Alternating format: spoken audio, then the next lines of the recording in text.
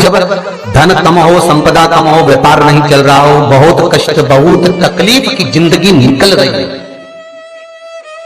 2 रुपए भी अगर खाने के लिए नहीं है, तो एक बार प्रयास करना, घर में ही प्रदोष के दिन घी का दिया लगाकर या मंदिर में शंकर के घी का दिया लगाकर उसमें 2 बाती, कितनी बाती? 2 बाती रखना, चाहे तुम लंबी रख लो चाहे गोल रख लो, पर रखना 2 ही बाती। घी का दिया लगाकर दुख दहन स्त्रोत का पाठ कर,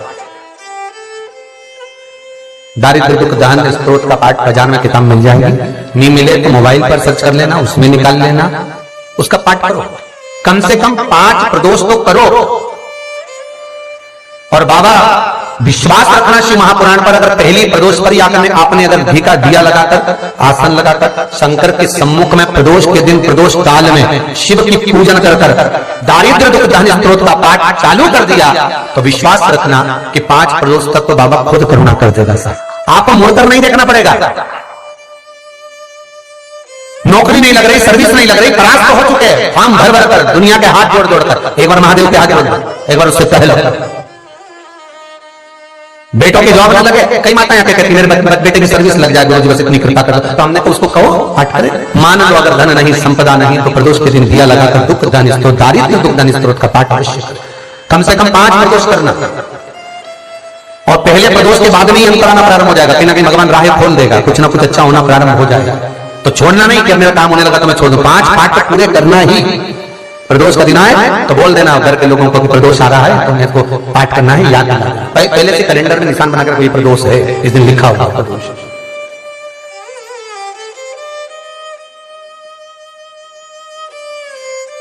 तीसरा क्रम कहा है, अगर मान लो कि आप किसी एग्जाम में बैठ रहे हैं और उस एग्जाम को देते देते कई साल हो गए, पर आपको कोई लक्ष्य ही निश्चित नहीं हुआ, आप कहीं पहुंच ही नहीं पाए, आप उस स्थान तक पहुंच ही नहीं पाए, आपको पास होना है, वो एग्जाम किसी भी हालत में निकालना है महाराज, तो भी प्रदोष का व्रत महाराज ध्यान देना। एक खाकर के पत्ते की पत्तल पर, जो पत्ते की पत्तल आती है पुराने समय में, उस पत्ते की पत्तल पर महाराज 7 बेलपत्र को डंडी मिलाकर रखना है। ये 7 बेलपत्र को डंडी का सिरा 7 का एक जगह पर होना चाहिए। ये जो डंडी है, एक ही स्थान पर 7 डंडियां बेलपत्र की होना चाहिए हमारे। जिस जगह पर डंडियां रहे उसी स्थान पर नीचे की जलाधारी नहीं बनाना है आपको, केवल एक शिवलिंग का निर्माण करना है पार्थिव। ये केवल प्रदोष के दिन करना है, प्रदोष काल के अंतर्गत। चाहे थाली में रख लो, थाली में उस पत्तल को रख लेना जिससे ले जाने में दिक्कत ना हो, तो पत्तल पर ही बनेगा, थाली पात्र के अंतर्गत नहीं। मतलब थाली ले लो मना नहीं, पर पत्तल उसमें जरूर रखो, और कागज की पत्तल नहीं होना चाहिए। कागज की पत्तल या अन्य जो डिस्पोजल पत्तलें चल रही है हमारे मान्य नहीं है। पत्ते की पत्तल, उस पत्ते की पत्तल पर 7 बेलपत्र को इस तरह से डंडी से मिलाकर रख दिया जाए महाराज, उसके ऊपर एक शिवलिंग का निर्माण कर दिया जाए। शिवलिंग का निर्माण कर अपनी कामना कर प्रदोष काल के अंतर्गत 7 काली मिर्ची, 7 लौंग, 7 कमल गट्टे, 7 शमी पत्र शंकर भगवान को समर्पित कर दो, जल का छींटा देकर पूजन कर और घी का दिया लगाकर कुछ देर बैठकर श्री शिवाय नमस्तुभ्यं का जाप करिए। 1 कमल गट्टा, 1 लौंग, 1 काली मिर्ची, 1 शमी पत्र उसमें से उठा लीजिए अपनी कामना कर। जब विसर्जन करने जाएं तो 1 बेलपत्र को भी उठाकर अपने पास में रख लें। एग्जाम देने के लिए जाएं तो अपने कमरे के परीक्षा जिसमें आप पढ़ाई करते थे उसी रूम में उसे कटोरी में खुला छोड़कर माता को कहकर जाएं कि हम ये रखकर जाएं, और आते से एग्जाम देने जाएं तो उसको स्पर्श कर जाएं, वापिस आए तो स्पर्श करें। ऐसी कोई परीक्षा नहीं हो सकती जिसमें से तुम निकल नहीं सकते, उत्तीर्ण हो गए ही हार के हो गए प्रयास करिए, पर करना प्रदोष के दिन ही है महाराज। प्रबलता आप सबने स्मरण करा होगा कि जब जब गणेश जी महाराज माता पार्वती के साथ शंकर के चरणों की आराधना करने बैठते थे, भगवान श्री गणेश जी महाराज जब जब माता पार्वती के साथ शिव की आराधना करने बैठते थे, तब माता पार्वती शंकर जी के पास में जब गणेश जी को लेकर जाती थी, साथ श्रृंगार कर बड़े आनंद में श्रृंगार कर बड़े भाव से लेकर जाते थे। और गणेश जी आराधना कैसे करते थे कि माँ बेलपत्री जब चढ़ाती थी तो शंकर भगवान उसी बेलपत्री को तोड़ तोड़ के उसकी जो डांट होती थी वो शिव जी को समर्पित कर देते, तो शंकर भगवान उसमें प्रसन्न होगा। शिव ने वरदान कराया भगवान गणेश जी महाराज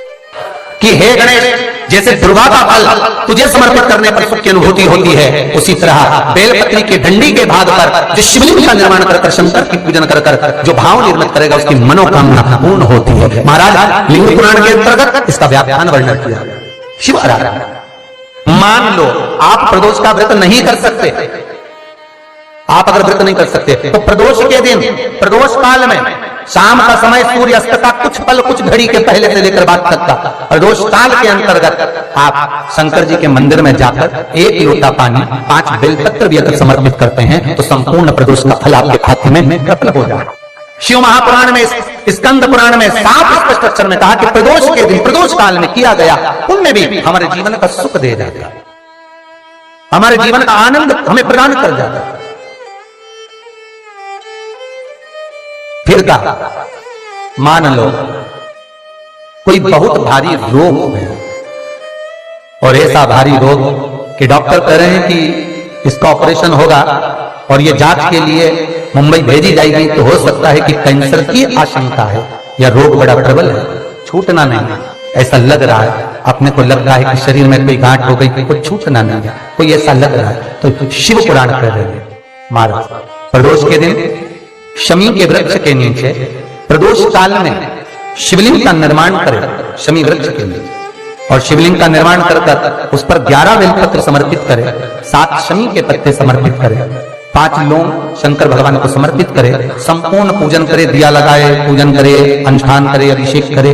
जो 11 बेलपत्र समर्पित करिए उसको लेकर आए और उस बेलपत्र को खाने के बाद भले वो गांठ शरीर की फिर भले जाए चेत होने के लिए, कोई रोग हमारे शरीर में आ नहीं सकता, कोई बड़ी बीमारी प्रवेश नहीं कर सकता। प्रदोष काल का दिया गया दान, प्रदोष के दिन प्रदोष काल में किया गया पुण्य, प्रदोष के दिन प्रदोष काल में किया गया सत्कर्म, प्रदोष के दिन प्रदोष काल में किया गया पुण्य क्षिप्त नहीं होता, समाप्त नहीं होता। प्रदोष काल में किया गया पुण्य, दान, सत्कर्म, भजन, 1 लोटा पानी का भी 7 भाग हमारे भाग्य में है। कितना सुंदर लिखा है। जिस व्यक्ति के रीढ़ की हड्डी में परेशानी हो या रीढ़ की हड्डी तकलीफ दे रही हो, पीठ का भाग तकलीफ दे रहा हो, डॉक्टर बोल रहे हो गुड़िया खसक गया, या कोई क्रम मान लो कोई मस्तिष्क से जुड़ी बीमारी हो, ट्यूमर हो गया हो, कोई कुछ हो गया हो, गांठ पड़ गई हो मस्तिष्क के अंतर्गत, तो शिव महापुराण की कथा कहती है प्रदोष के दिन, जिस दिन मंगलवार की भौम प्रदोष का दिन हो महाराज, प्रदोष काल में प्रदोष के दिन शंकर भगवान को बीले का गुर्दा, जो बीला होता है बील फल का अंदर का गुर्दा भाग शंकर के शिवलिंग पर प्रदोष काल में मल दिया जाए, मलने के बाद थोड़ी देर बाद उसको उठा लिया जाए, शिव जी का अभिषेक पूजन स्नान करा दिया जाए, पूजन स्नान आदि सब कराकर दियाबत्ती लगाकर भगवान शंकर के मंदिर पर ही बाहर बैठकर उस गुर्दे का थोड़ा सा भाग मुख में पालो, थोड़ा सा भाग लेकर आ जाओ, 7 से 8 दिन तक उस भाग का प्रतिदिन सुबह के समय पर सेवन कर लीजिए। गुर्दे की प्रॉब्लम हो या मस्तिष्क से जुड़ी हुई प्रॉब्लम हो तो समाप्त हो जाता है महाराज। भौम प्रदोष के दिन मंगलवार प्रदोष का स्मरण जो सुख दिया है वो आनंद प्रदोष काल में किया गया भाग। और सहज भाषा में समझ लीजिए, और सरल भाषा में समझ लीजिए, अगर मान लो किसी डॉक्टर को दिखाने के लिए जा रहे हो, अभी तक तुमने डॉक्टर को दिखाया, कोई दवाई नहीं लग रही, गोली नहीं लग रही, कोई औषधि नहीं लग रही, डॉक्टर को दिखाने जा रहे हो, तो निवेदन है प्रदोष का दिन निकल जाने दें, और प्रदोष के दिन जिसको भी डॉक्टर को दिखाने जाना है या अपने शरीर से जुड़े बीमारी के लिए कहीं जाना है कि बड़ी बीमारी ना निकले, भगवान स्वास्थ्य अच्छा रहे, तो 1 लोटा पानी प्रदोष के दिन, कोई भी प्रदोष हो, प्रदोष काल के समय शंकर को चढ़ाना है, उसमें परंतु शमी पत्र के 5 पत्ते होना जरूरी है। 5 पत्ते शमी पत्र के पंचामृत का काम करते हैं महाराज, 2 दही, शहद, घी, शक्कर, जल आदि का काम करते हैं। 5 शमी के पत्ते आप उसमें जल में चढ़ा शिव जी को समर्पित करो, फिर आप पहले दिखाने जाओ, बड़ी बीमारी का योग नहीं बनेगा। रोग की मुक्ति, रोग समाप्ति प्रदोष के व्रत से हो सकती है। प्रदोष महाराज फिर निवेदन करेंगे, व्रत करो ना करो, पर प्रदोष के दिन शाम के समय प्रदोष काल में शिव का स्तमन जरूर करो, शंकर का अनुमोदन जरूर, शिव स्तमन। श्री शिवाय नमस्तुभ्यं, श्री शिवाय नमस्तुभ्यं, श्री